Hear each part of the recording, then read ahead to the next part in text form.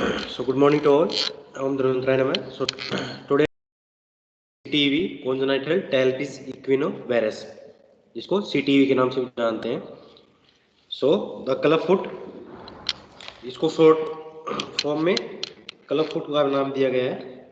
So this is a rather vague term which has been used to describe a number of different abnormalities in the shape of the foot.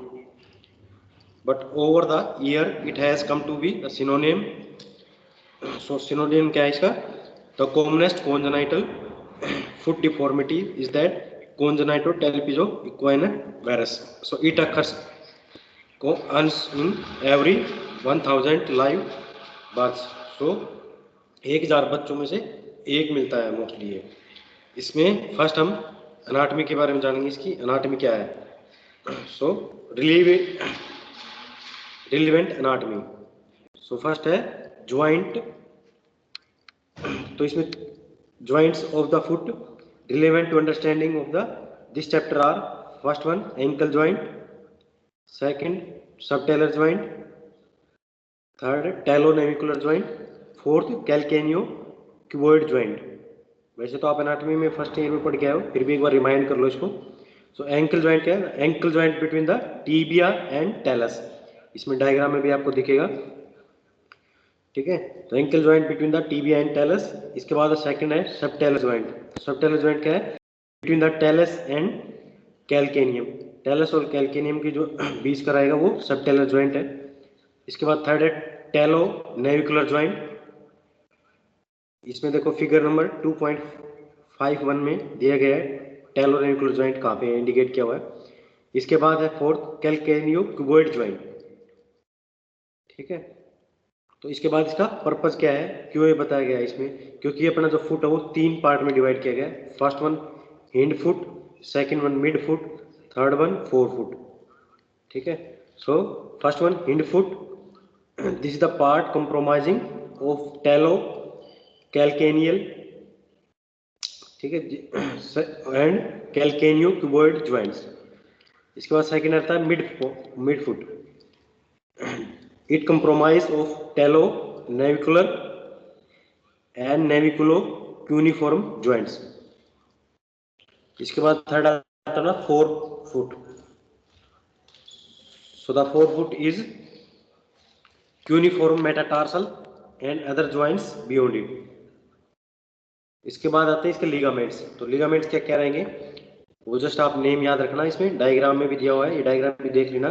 Figure number 25.2 है. इसमें first है deltoid ligament, second spring ligament, third है interosseous ligament, इसके बाद fourth है capsular ligament. ठीक है, so first है deltoid ligament. So this is the medial collateral ligament of the ankle. It has superficial and a deep component. इसके बाद second आता है spring ligament. So this is a ligament which joins the anterior end of the calcaneum to the navicular. इसके बाद आता है third interosseous ligament. So this ligament is between talus and calcaneum, that is joining their opposing surface. इसके बाद आता है capsular ligaments.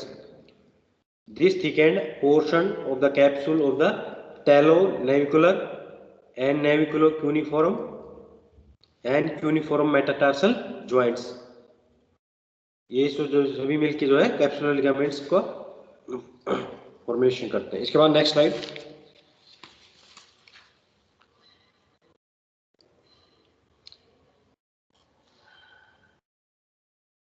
इसके बाद आता है बेटे प्लांटर लिगामेंट्स. प्लांटर लिगामेंट क्या है? These are ligaments extending from the plantar surface of the calcaneum to the foot. It give rise to the longitudinal arch of the foot. ठीक है, तो ये आपको डायग्राम में दिया गया है 5.3 में. इसके बाद आते हैं टेंडन. तो टेंडन में क्या है? The tendons related to the pathology of clubfoot are those on the medial side of the foot. The tendons immediately behind the medial malleolus is that of tibialis posterior. ठीक है, जो अपना medial malleolus रहता है, एक lateral मोल्यूलस रहता है, लेकिन ये जो है immediately just behind of the medial malleolus रहता है, is that of tibialis posterior.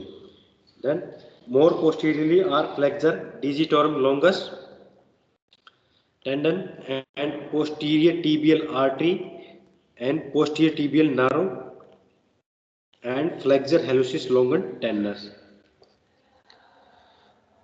Next, the tibial posterior tendon has its main insertion on the navicular. So this is the most important muscles related to pathology of clubfoot. So इसके बाद कुछ term दी गई हैं जो कि after birth आपको deformities मिलते हैं, कई बच्चों में आपको मिलेंगी, और ये डायग्राम में भी दिया गया है फिगर नंबर 2.5.4 में, टाइप्स ऑफ फुट डिफॉर्मिटीज. ठीक है, तो कॉन्जेनाइटल एनोमलीज करके तुम्हारा एक टॉपिक दिया गया है, तो उसमें कॉन्जेनाइटल एनोमलीज आती हैं, तो आपको ये सब डिस्क्राइब करना पड़ेगा, टाइप्स ऑफ फुट डिफॉर्मिटीज. तो फर्स्ट है इक्विनस, सेकंड है कैल्केनियस, थर्ड है वेरस, इसके बाद वल्गस, इसके बाद नेक्स्ट है cavus, then planus and last one splay. ठीक है, तो फर्स्ट वन है इक्विनस. इक्विनस क्या है? That is derived from equine, is that a horse who walks on toes. So means इसमें डायग्राम में दिया गया है, इसको आप इजीली समझ भी सकते हैं. तो जो मतलब जो बच्चा अपने टोज की उस पे चले उसको इक्विनस बोलते हैं. ठीक है, वो कंप्लीट पैर नहीं रखता है जमीन पे, वो टोज पे के थ्रू ही. Deformity where the foot is fixed in plantar flexion. इसके बाद नेक्स्ट आता है calcaneus. So this is the reverse of equinus. तो इक्विनस में क्या रहता है? टोज पे चलता है, लेकिन कैल्केनियस में क्या रहता है? ये जो अपनी पाँव की एडी होती है, पैर की एडी होती है, उसके थ्रू वो बच्चा चलता है. तो this is a deformity where the foot is fixed in dorsiflexion. ठीक है, तो इक्विनस में क्या रहता है? प्लांटर फ्लेक्शन में फिक्स्ड रहता है पैर, इसमें डोर्सीफ्लेक्शन पे फिक्स रहता है. इसके नेक्स्ट थर्ड है varus. Means the foot is inverted and adducted at the mid tarsal joints so that the sole faces inwards. इसमें जो पैर का जो फेस है वो अंदर की साइड मुड़ा हुआ मिलेगा, मिडिल साइड में कर्व मिलेगा.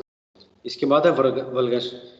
तो वल्गस वेरस का अपोजिट है, इसमें जो है पैर लेटरल साइड में कर्व हुआ मिलेगा. The foot is everted and abducted at the mid tarsal joints. ठीक है, so that the sole faces outwards. इसके बाद कैवस. कैवस में क्या है? The longitudinal arch of the foot is exaggerated. ठीक है, तो बीच में जो जैसे जो कर्व रहता है वो ज्यादा मिलेगा, उसको कैवस का नाम दिया गया है. इसके बाद है प्लेनस. तो प्लेनस में क्या रहेगा? जो बीच में जो कर्व रहता है वो कर्व नहीं मिलेगा, बिल्कुल फ्लैट मिलेगा. The longitudinal arch is flat and. इसके बाद है स्प्ले. स्प्ले क्या है? The transverse arch is flat and. तो इसमें जो अपनी जो नॉर्मल जो फिंगर्स रहती हैं, टो रहती हैं, पैर की जो टोज रहती है, उसमें जो स्पेस है वो अब नॉर्मल होगा, वो थोड़ा विड्थ में मिलेंगे, तो इसको स्प्ले का नाम दिया गया. ठीक है, इसके बाद में इटियोलॉजी बताइए. इटियोलॉजी क्या है फुट डिफॉर्मिटीज का? So till now aetiology is not known, hence it is termed idiopathic.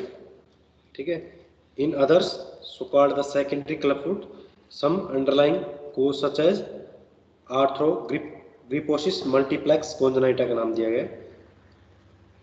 So first है आइडियोपैथिक क्लबफुट. तो आइडियोपैथिक क्लबफुट में क्या क्या है? फर्स्ट है मैकेनिकल थ्योरी, सेकंड है इस्केमिक थ्योरी, थर्ड है जेनेटिक थ्योरी.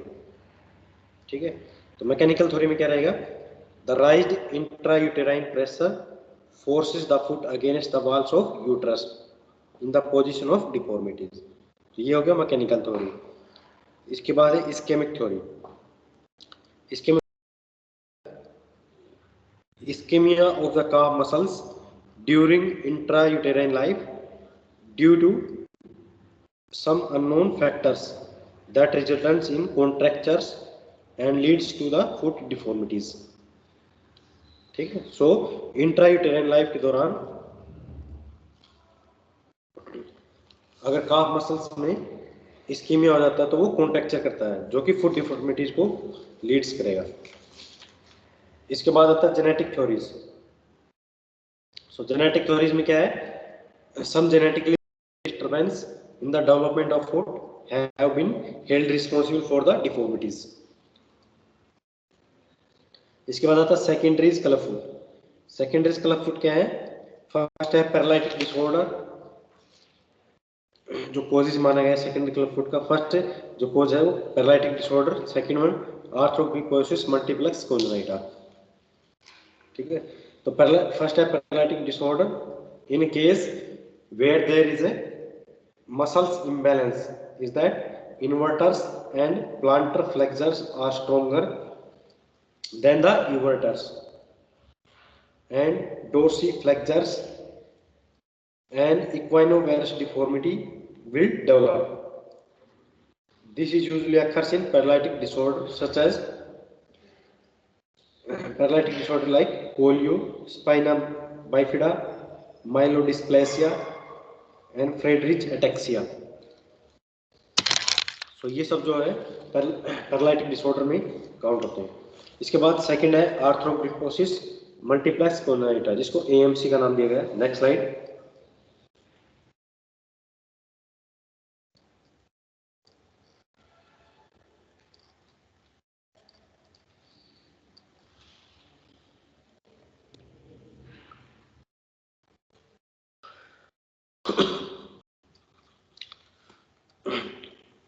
तो इसमें AMC में क्या है, this is disorder of defective development of the muscles. The muscles are fibrotic and that results in foot deformities. ठीक है. इसके बाद आते हैं क्लिनिकल फीचर्स में. तो क्लिनिकल फीचर्स में क्या रहेगा, द प्रेजेंटिंग कंप्लेंट्स दो the history date backs to birth. A child with CTV may present sometime after birth and often as late as adulthood. So following are some of the common presentation. First is detected at birth. Second, brought during early infancy. Third is brought during the late infancy and early childhood. Fourth is brought during late childhood. तो first है detect at birth. So at places where the delivery is conducted by trained medical personnel. Then the CTV is detected at the time of routine screening of newborn और congenital formation. At the time the deformity is very mild, so the called postural equinovarus. So second है brought during early infancy. So at places where the delivery is conducted at PSC. So the child is generally brought to the hospital around the age of 3 to 6 weeks. Third, brought during the late infancy or early childhood. So in these cases, the child has received treatment elsewhere, or the deformity has recurred, or it has never been corrected. So means past treatment या deformity दोबारा recurrence कर गई हो या उन्होंने correct ही नहीं किया हो. तो इस कंडीशन में जो है unfortunately in developing countries large number of cases reported to the hospital late. So जो डेवलपिंग कंट्रीज हैं उनमें ऐसा मिलता है, जो लेकिन जो ऑलरेडी डेवलप्ड कंट्री है उनमें पहले ही जैसे ही बर्थ होता है तो ऑटोमेटिक वो स्क्रीनिंग करते हैं कि कोई अबनॉर्मलिटीज तो नहीं है. जैसे उसका ईयर में सुनने की जो कैपेसिटी हियरिंग कैपेसिटी है वो चेक करते हैं, जॉन्डिस वगैरह तो नहीं है, वेट प्रॉपर है कि नहीं है, ब्रेस्ट फीडिंग प्रॉपर हो रही है कि नहीं हो रही, वो सब चेक करते हैं. देन लास्ट है brought during the late childhood. So it is not uncommon in developing countries to have a grow up child or sometime an adult with club foot reporting to the hospital for the first time. Ignorance, poverty and illiteracy are generally the reasons for such late presentations. इसके बाद examination आता है बेटे। तो examination में हमने क्या क्या चेक करना है, सब जो इक्वेनस है, कैवस है, कैल्केनियस है, वेरस है, वल्गस है, कैवस है, प्लेनिस है, स्प्ले है, वो सब हमें चेक करना है कि प्रॉपर कौन सी डिफॉर्मिटी है इसको अगर है तो। So foot examination. So normally the foot of a newborn child can be dorsiflexed until the dorsum touches the anterior aspect of shin of the tibia. This is a good screen test for detecting the milder variety of clubfoot.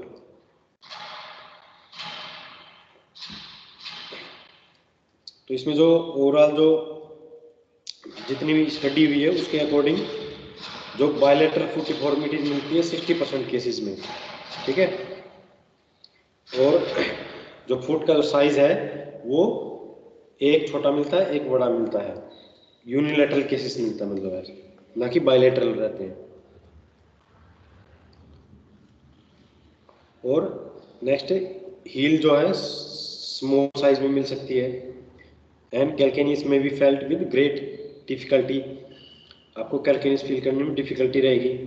Deep skin creases मिल सकते हैं on the back of the heel, heel के back side में, and on the middle side of the sole, और sole के medium side में। Then और क्या चेक करेंगे, bony prominence felt on lateral side of the foot, bony prominence हो सकता है लैटरल साइड में फुट के, एंड और हेड ऑफ द टेलस में और लैटरल मेलोलस में। और क्या चेक करेंगे, outer side of the foot is gently convex and there are dimple on the outer aspect of ankle.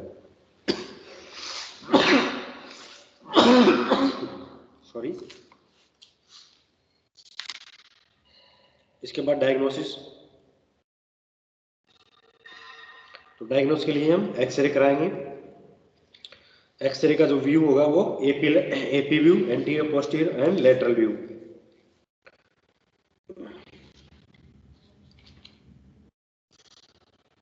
तो इसमें देखो, इसमें लिखा भी हुआ है, नेक्स्ट स्लाइड, सॉरी।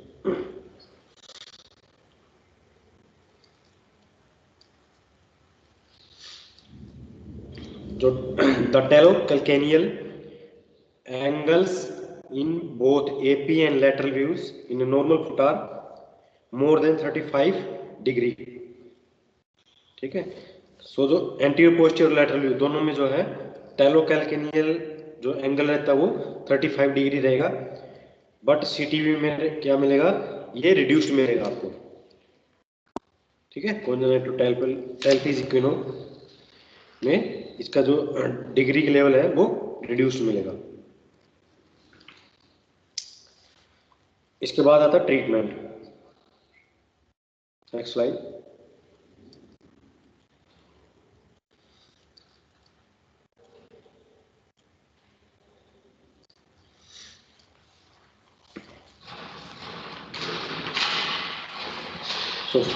बेटे पहले है ऑपरेटिव और ऑपरेटिव मेथड, ठीक है। नॉन ऑपरेटिव में क्या है, मैनिपुलेशन अलोन। पहले तो मैनुअली उसको मदर्स को हम एडवाइज करेंगे कि उसको बार बार जो है एवरी फीडिंग के दौरान उसको पैर को जो है सीधा करते रहें, ठीक है। ये क्या है, manipulation alone. In a new born the mother is told to manipulate the food after every feeding, ठीक है। इसके बाद sorry, then while manipulating the sufficient pressure should be applied by the person so as to blanch her wound finger. This pressure should be maintained for about 5 seconds, ठीक है। तो इसमें proper time दिया गया है कि जो प्रेशर देना है वो 5 सेकंड के लिए देना है, उसके बाद में उसको छोड़ देना है। तो ऐसे उसको रिपीट टू रिपीट करना है for several times and over a period of रफली 5 minutes. So minor deformities are usually corrected by this method alone, but the major deformities further treatment by corrective plaster cast is required. So second है manipulation and POP. So in this, according to this method, the surgeons manipulates the foot after sedating the child. तो पहले हम sedate करेंगे patient को, then we should manipulate the foot. The foot is then held in corrected position, जो उसकी correct position है उसमें, उसके बाद उसमें प्लास्टर कास्ट अप्लाई करेंगे। There are two philosophies of the treatment of color foods. First one kites, second है conestize.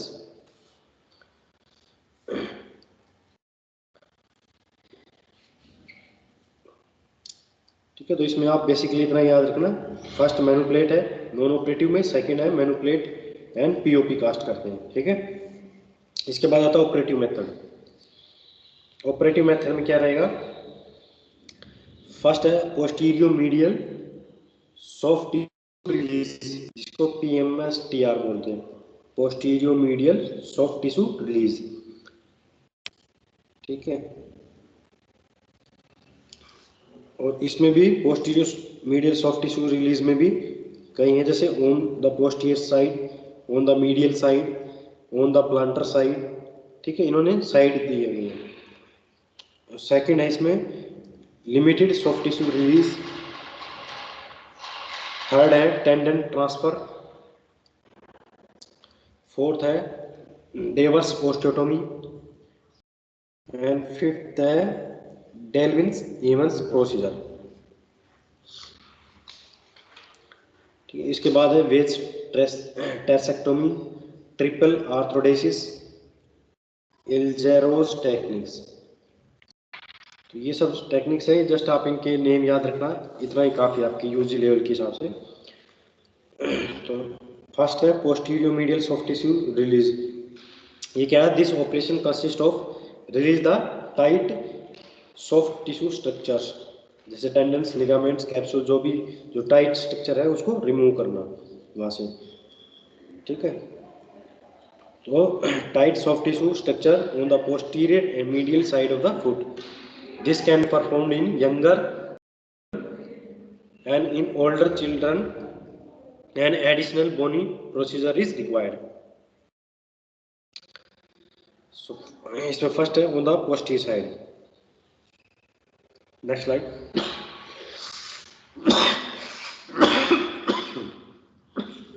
Sorry,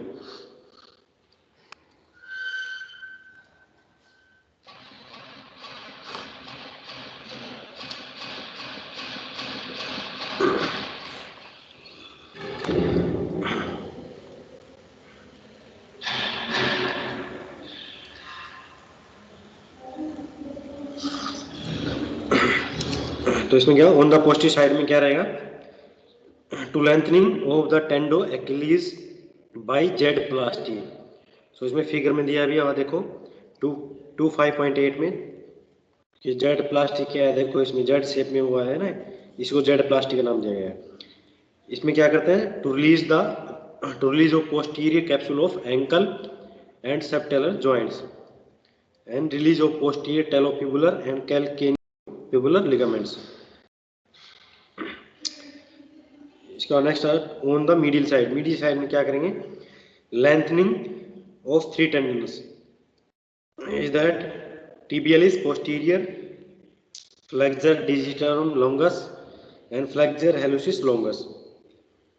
In addition, their contracted thickened sheath are excised. जो contracted sheath होते हैं उनको एक्साइज कर देते हैं। और रिलीज ऑफ 3 लिगामेंट्स को रिलीज करते हैं। First one talonavicular ligament, then superficial part of deltoid ligament and spring ligament.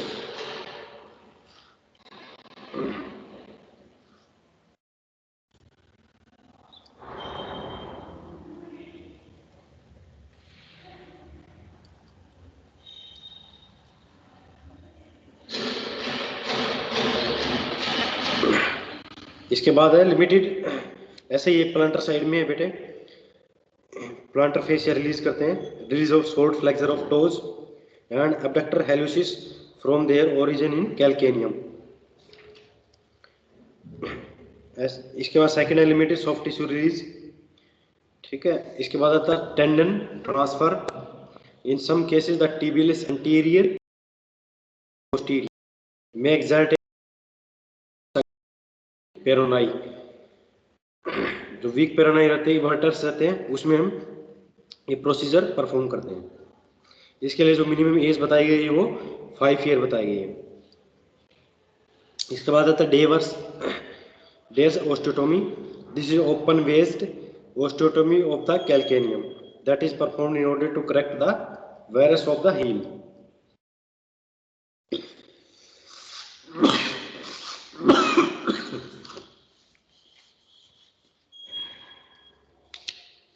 इसके लिए जो एज बताई गई है, minimum age eight which the operation can perform in 3 years.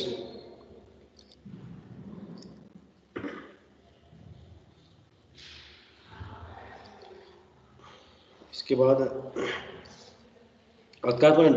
Delevens events procedure. So this consists of through soft tissue release with calcaneocuboid fusion. It is used for neglected or recurred clubfoot in children between 4 to 8 years. तो just आप इनका ये जो diagram दिए गए हैं, इनके diagram याद रखना. जस्ट ये डायग्राम भी थोड़ा माइंड में रखोगे तो भी आपको नाम याद हो जाएगा. ठीक है, इसके बाद next slide.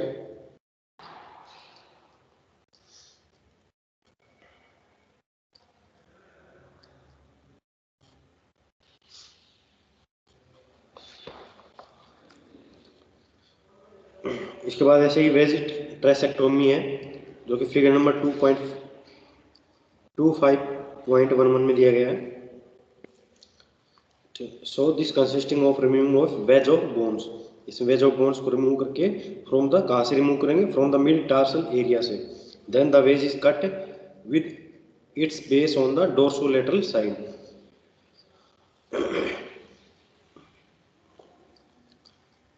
So this operation is performed for neglected clubfoot between the age of 8 to 11 years. तो ये याद रखना कि किस एज में कौन सा प्रोसीजर परफॉर्म करते हैं. इसके बाद है triple arthrodesis. This consist of the fusion of 3 joints of the foot, subtalar, calcaneocuboid and talonavicular. After taking suitable measures to correct the deformities, it is performed after the age of 12 years because before the bones are cartilaginous and it is difficult to achieve the fusions. इसके बाद some methods दी गए हैं for maintenance of the correction, जैसे CTV splints. इसके बाद Dennis brown splints. ठीक है, diagram में भी दिया गया है फिगर नंबर 2.5.13 में. देखो ये दोनों शूज मोल्डेड रहते हैं, इनमें पैर को रखा जाता है ताकि वो सीधा रहे, पैर दोबारा रिक्योर्ड ना हो. इसके बाद CTV शूज हैं. भाई कईयों का पैर जैसे छोटा होता है, कईयों का लंबा रहता है, तो उसके अकॉर्डिंग उसको शूज का साइज बनाया जाता है. ठीक है, तो आज के लिए ये काफ़ी है.